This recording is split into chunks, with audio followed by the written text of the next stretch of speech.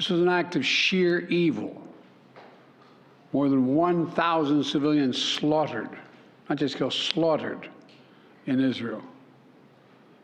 Among them, at least 14 American citizens killed. Parents butchered, using their bodies to try to protect their children. Stomach-turning reports of babies being killed.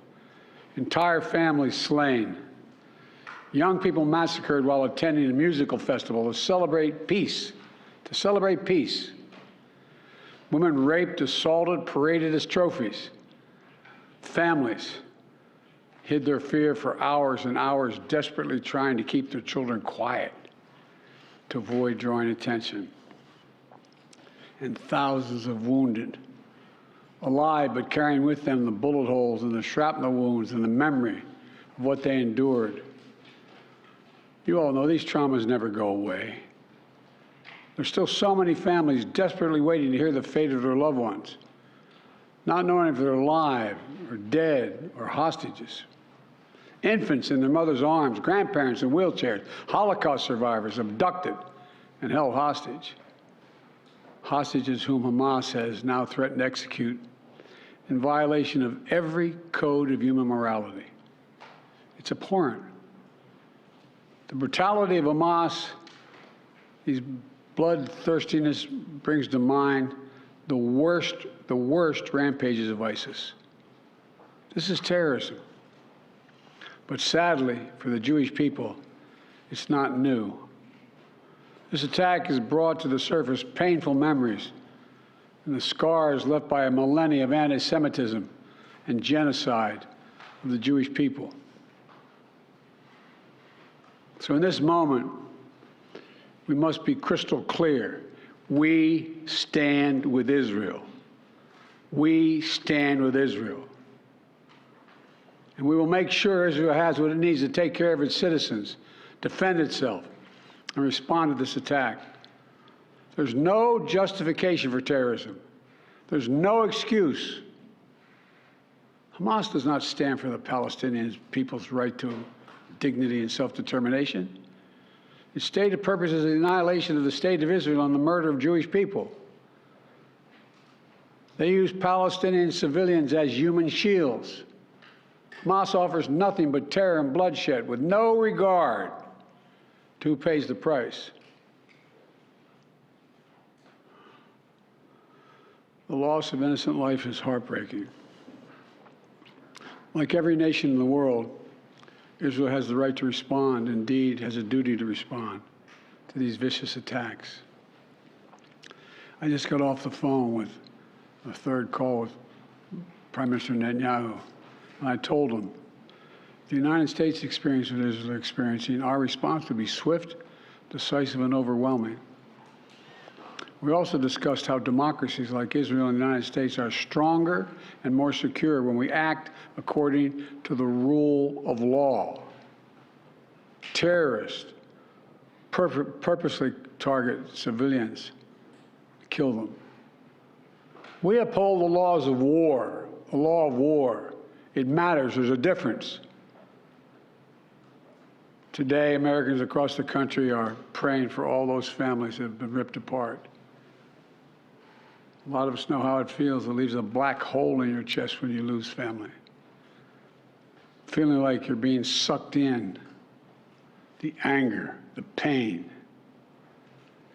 the sense of hopelessness. This is what they mean by a human tragedy, an atrocity on an appalling scale. But we're going to continue to stand united, supporting the people of Israel who are suffering unspeakable losses and opposing the hatred and violence of terrorism. My team has been in near constant communication with our Israeli partners and partners all across the region and the world from the moment this crisis began. We're surging additional military assistance, including ammunition and interceptors, to replenish Iron Dome. We're going to make sure that Israel does not run out of these critical assets to defend its cities and its citizens. My administration has consulted closely with Congress throughout this crisis. And when Congress returns, we're going to ask them to take urgent action to fund the national security requirements of our critical partners. This is not about party or politics. This is about the security of our world, the security of the United States of America.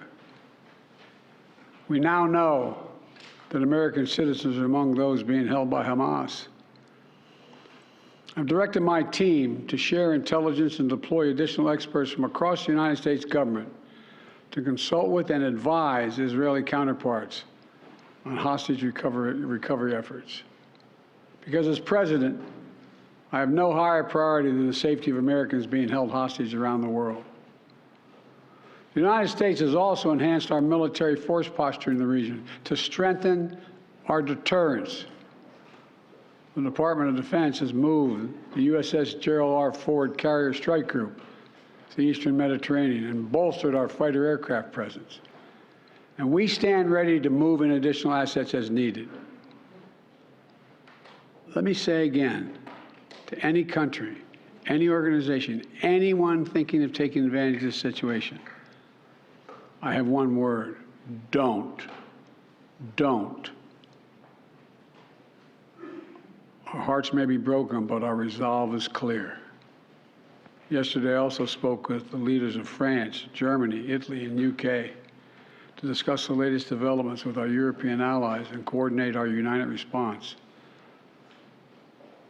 This comes on top of days of steady engagement with partners across the region. We're also taking steps at home. In cities across the United States of America, police departments have stepped up security around centers of Jewish life. The Department of Homeland Security and the Federal Bureau of Investigation are working closely with state and local law enforcement and Jewish community partners to identify and disrupt any domestic threat that could emerge in connection with these horrific attacks. This is a moment for the United States to come together, to grieve with those who are mourning. Let's be real clear. There is no place for hate in America. Not against Jews, not against Muslims, not against anybody. We reject. What we reject is terrorism. We condemn the indiscriminate evil, just as we've always done. That's what America stands for. You know, just over 50 years ago, I was thinking about it this morning, talking to the Secretary of State, the Vice President in my office. Over 50 years ago, as a young senator, I visited Israel for the first time as a newly elected senator.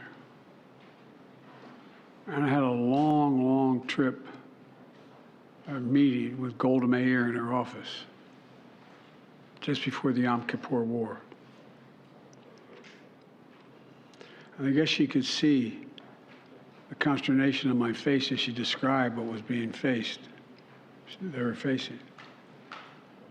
We walked outside in that sort of hallway outside her office to have some photos. She looked at me all of a sudden and said, "Would you like to have a photograph?"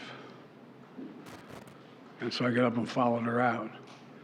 We were standing there silent, looking at the press. She could tell, I guess, I was concerned. She leaned over and whispered to me, she said, "Don't worry, Senator Biden. We have a secret weapon here in Israel." My word is what she said. We have no place else to go. We have no place else to go. For 75 years, Israel has stood as the ultimate guarantor of the security of Jewish people around the world, so that the atrocities of the past could never happen again. And let there be no doubt, the United States has Israel's back.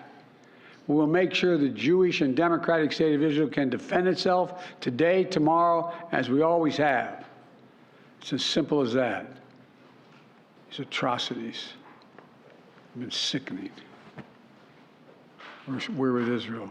Let's make no mistake. Thank you. Mr. President, what was your reaction?